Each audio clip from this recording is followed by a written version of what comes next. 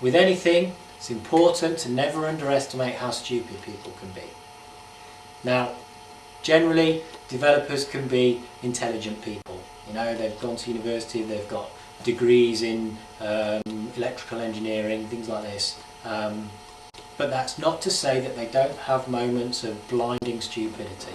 And as long as you're aware of that, and as long as you've got that at the back of your mind, then you're prepared for it. And you'll be patient with people, and if a question does come out of left field, then you can deal with it without getting thrown and without getting flustered. You're less likely to get caught out if you are working to the lowest common denominator. Into the lowest common.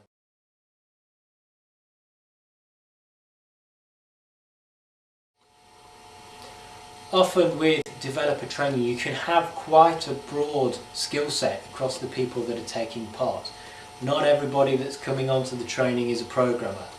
There'll be graphic designers, there'll be people that come from more of a pure HTML and CSS base. So it's important to get an understanding of the range of people that are taking part in the training so that you can construct the package accordingly. If you can, it's a good idea to try and match the skill levels of the people that are taking part. But with developer training, you possibly only got a small team, perhaps 3 or 4 individuals, so they're all going to get grouped in together. So make sure you understand where they're all coming from so that you can structure the training and make sure that nobody's going to get left out if you start talking about more of the programming aspects. And likewise, if you're talking about the templating, which some people will be particularly good at, and the developers, the hardcore programmers maybe aren't going to be, then again, understanding where everybody's coming from helps to make it a smooth transition. Everybody's coming from.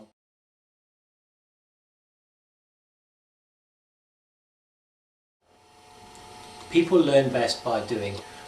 They're going to learn more and learn more effectively if they're actually performing their tasks rather than just being lectured to.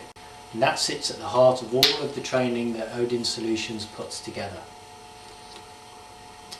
One of the styles that we particularly like to employ is a follow the leader style, and we can certainly use this within the developer training. So what we'll tend to do is we'll run through a task, recreating an element from within the CMS, building a content type or attaching a template. Developers perform the task at the same time, and then on the back of that we'll perhaps put together some more structured exercises, some step-by-step exercises which the developers, with the knowledge that they've got from the walkthrough, that they can then employ themselves and get a fuller and deeper understanding of some of the mechanics within the system. So the way it tends to work is people start from the ground, build some new content types, build some new templates, and then we'll develop that. And we'll start looking at auto slots, we'll start looking at indexing, start looking at how we can play with keywords and tie all of these things together. And we'll build some exercises which very much reflect the installation as it is and the installation as it hopes to be for that client, to make sure that they've got the knowledge that they need to be able to create those elements.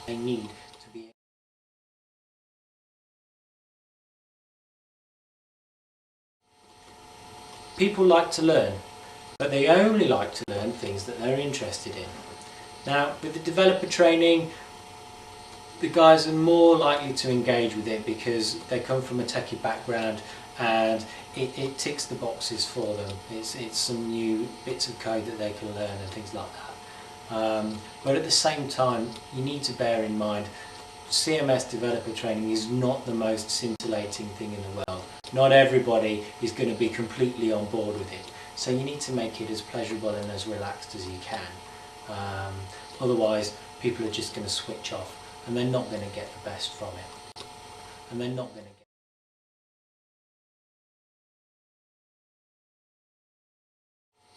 So we know that developer training is not going to be the most entertaining thing that people will do.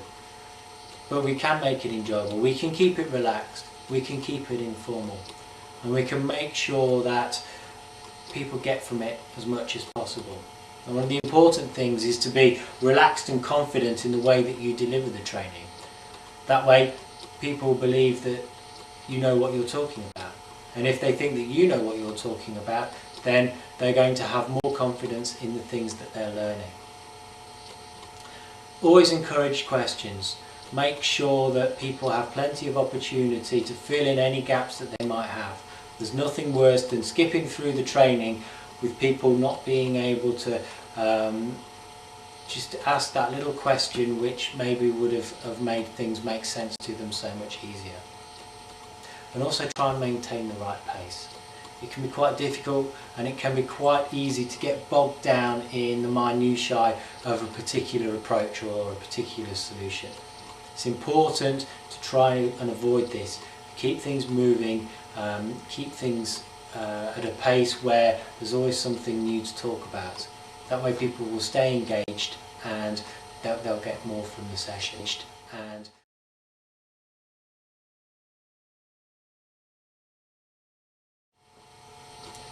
to support developer training, you need to make sure that you've got some pretty comprehensive handouts to go with it, some useful training documentation.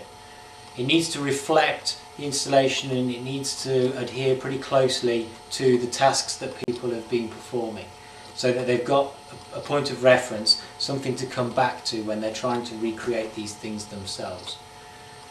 At Odin, we take a lot of time to make sure that the documentation we put together is as accurate as possible and as relevant as possible for the individual clients. So it's all bespoke, and it's all tailored towards the tasks that people are performing and the installation that they're working on.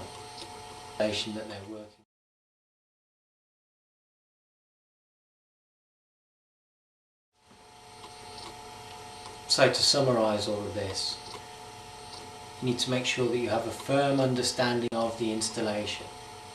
You need to find the right place to deliver the training. You don't want any dingy cellars, you don't want any great big barns with people walking in and out. You need to make sure you've got the right virtual environment, something that's not going to be impacted by work that other people are doing at the same time. You need to make sure that you are focused on the users, that you've got an understanding of what it is they're hoping to achieve and what it is they're expected to do in the future. You need to understand the organisation, know if there's any politics at work and if there are any awkward customers that you're going to come across. Be aware that people may well ask stupid questions while you're going along. And also be aware that people come with different skill sets. Not everybody is a programmer, not everybody is a whiz kid. You need to be able to pitch the training to your audience. You need to make it as entertaining as you can, but it's not going to be thrilling. This is developer training we're talking about. But you can keep it relaxed, you can keep it nice and informal, you can keep it engaging. Got to make sure that all your documentation is as accurate as possible and as relevant as possible. And if you keep all of that in mind, you should have the recipe there for some successful training. Well, thank you very much for your time. Thanks for watching the video. I hope you found it useful. If you are thinking of putting together some developer training, then please do get in touch with us. We'll be more than happy to help, more than happy to put together a package for you. And even if you're thinking of delivering the training yourselves, again, get in touch with us. We're more than happy to give you the benefit of our advice, help you put together the packages and the exercises that you're looking to deliver. So, thanks again. Enjoy the rest of the day. Goodbye. Again.